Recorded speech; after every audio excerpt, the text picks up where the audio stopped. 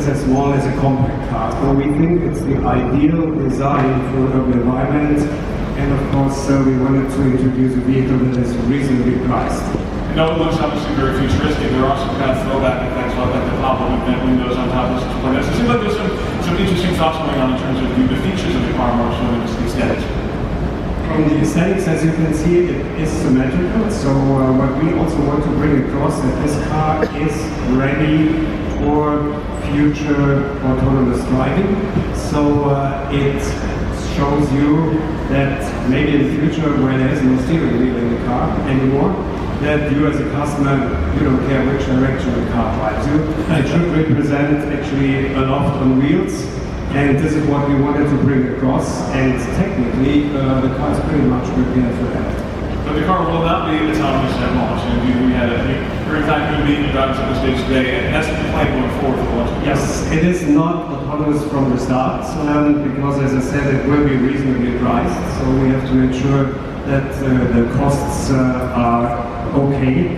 And the other thing is we have in the car the first steer-by-wire. So that means if you look at the car later and the audience has the chance to look at it, there's no mechanical connection between the steering wheel and the wheels on the ground. So for us this is already a preparation towards autonomous driving.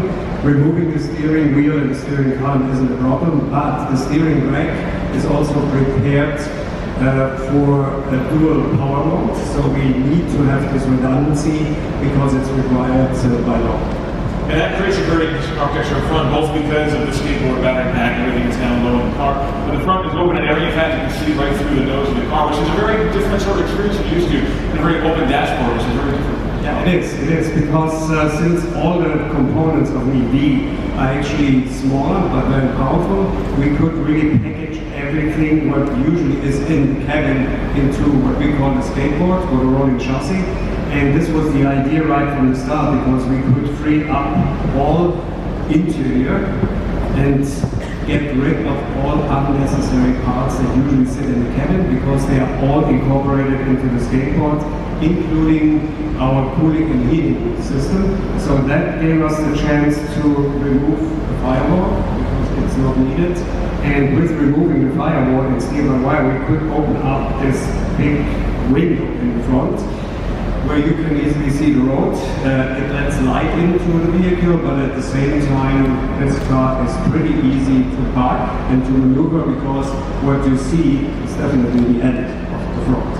And beyond the overall architecture, there's some very interesting design cues on the interior. I'm a big fan of architectural design. Now the inside, the furniture in there even looks like something you'd expect to find in a high-end office. Exactly, so that's why I mentioned it's an urban loft on wheels, and our designers did a great job to bring that across. We are not talking about traditional car seats. So we have, we call it a sofa in the rear, and mid-century chairs in the front. Because we also wanted to bring across it's about space, about the living room, and not about speed.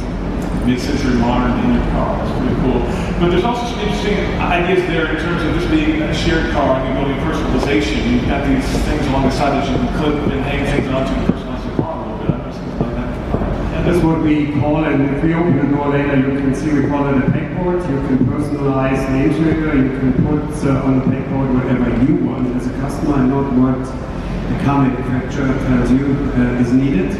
And this is a nice feature. The other thing is also that the car is pretty much prepared also for ride-hailing, because we have only best seats in that car. The rear seat is also best seat. We are not squeezed into the rear seat in the traditional car.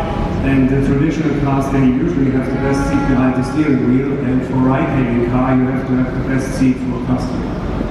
And the architecture of the seating is very different in the back, as you mentioned. It is kind of this bowed shape to seating. What sort of complications does that present when it comes to safety? Because I know you're aiming for 5-star and you're NCAP and everything else in this car.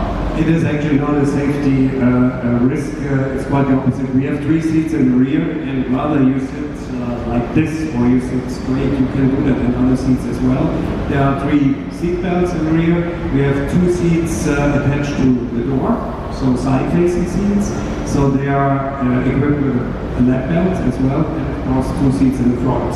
The other thing what we are offering, if the car stands still, you move the 2 seats in the front forward, the backrest forward, and then we have a jump seat where you can easily have a conference with 7 people in the rear of the vehicle. And an increasingly big part of safety these days is not just crash protection, but also crash avoidance, active safety systems. And so there'll be some interesting driver monitoring here as well as advanced active safety. Can you talk me through that a little bit? Of course, there's active safety as well, so the car will be equipped with 5 radar sensors. We have 12 ultrasonic sensors, and of course 7 cameras.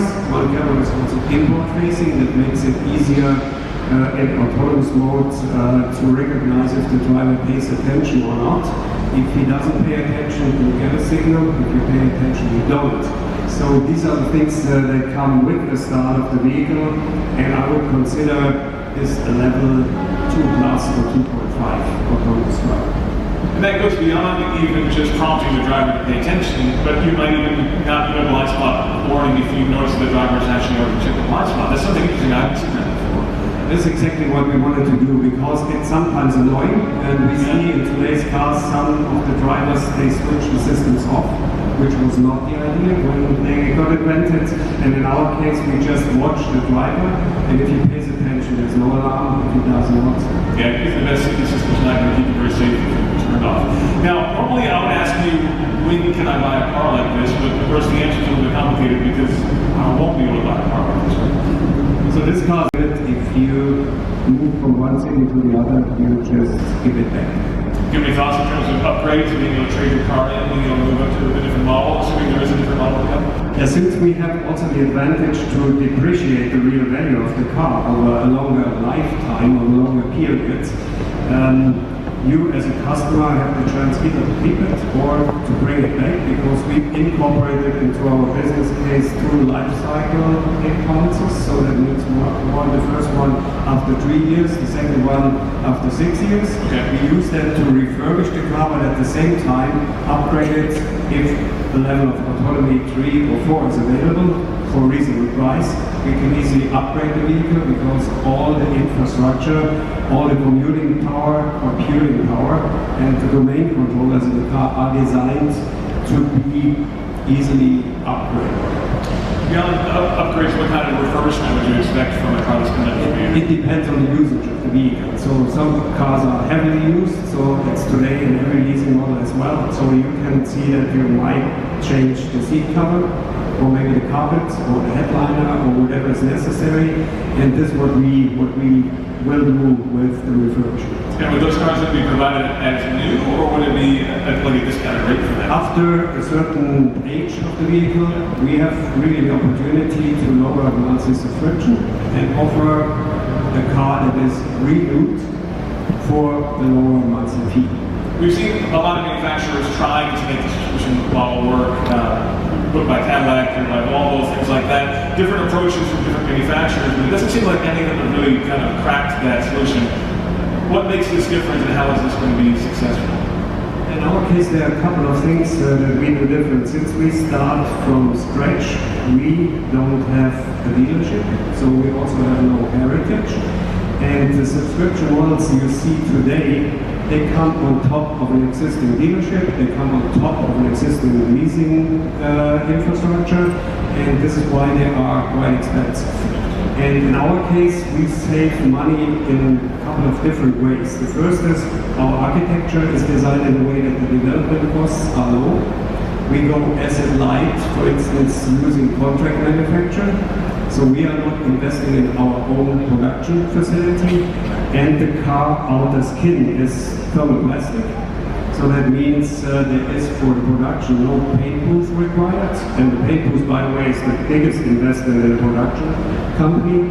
And the other thing is that we can, without a dealership, we can really offer the car over a longer period of time, and really the residual value of the car will be actually elongated over a couple of years, rather than a 3 years lease contract. If you have a 3-year lease contract, the traditional model, you have to calculate all the depreciation of the vehicle into the first 3 years, which is huge.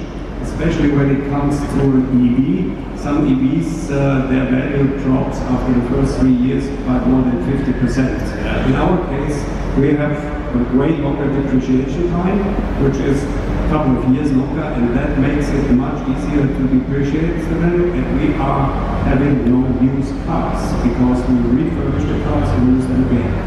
That's very interesting, totally different than what we've seen before. That sounds great. In the kind of the announcement was for Canoo on Medium, the total cost of ownership was compared to a luxury SUV.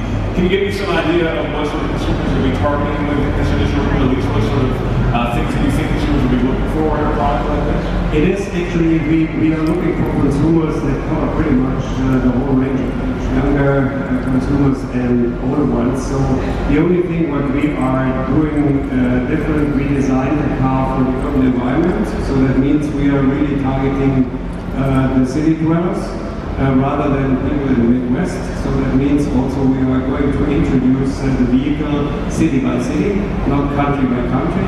That is also one of the ideas why we can really conservatively start in testing how the audience reacts to our subscription model. And we always wanted to do that right from the beginning because 75% of all EVs are sold or leased today in, I would say, in the US, in 8 to 10 cities in the US. So it's East Coast and the West Coast. And this is our focus. And these people that live there, they're probably happy to have such a car on time limited subscription rate. And going with subscription model means you also dodge some onerous legislation that we have in the US when it comes to dealership laws. But will people be able to go and do a test drive of the Canoo, or be able to go to a showroom and see something like that? So what we definitely do, we run through internet, through direct sales, so you can see it on our website, of course. And if you want to have such a car, we make sure that the car comes to your place, to your office or to your home. We pick also the car up for service, and we do all the maintenance, everything will be handled by us. You as a customer, you subscribe once, and all the things customers don't like to do, we are handling. Now, launching in cities, of course, gives you high density population as well, which helps out on the ride sharing side of things. You guys have James Cox from Uber working to help to develop that. How does that factor into the ownership models? We talked about the design being optimized for ride sharing, but in terms of the ownership experience and paying for a car like this, how does ride sharing factor into that? And ride share or ride hailing is definitely a topic that we considered right from the start, because if you see the interior of the vehicle, you see that it's pretty roomy. Yeah. The same car, it is not too big. And for ride hailing, it's actually the ideal car because we have very comfortable seats for the customer. And even today, all the Ubers, Dinis, Lyft drivers, they maybe lease their cars, but they have to lease the cars that exist today. If they see such a car, I'm pretty sure this is an attractive vehicle for all the Uber drivers. And the other thing is, it is not a luxury car, and it's not a car that is priced above $80,000 or more. Now, you mentioned